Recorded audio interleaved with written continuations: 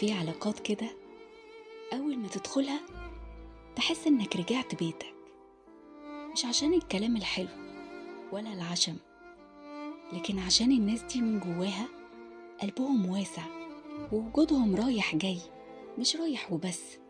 في كلمة كتير بنسمعها: ما بزعلش منك، بس الأحلى والأصدق لما حد يقول ما يهونش عليا زعلك. دي مش جملة، دي أمان. العلاقات اللي تحس إنها بتنور هي اللي تلاقي فيها حد بيطبطب من غير ما تطلب، حد بيخاف على مشاعرك، حد بيدي قبل ما ياخد، حد وجوده يخلي اليوم أخف والهم أهون.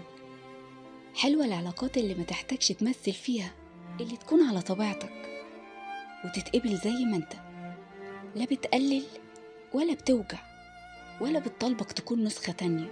حلوة الناس اللي تدفيك بوجودها، اللي لو وقعت تلاقيهم سند، ولو اتلخبطت تلاقيهم ظهر. ناس ما يخونوش ولا يغدروا وما يسيبوش فجأة.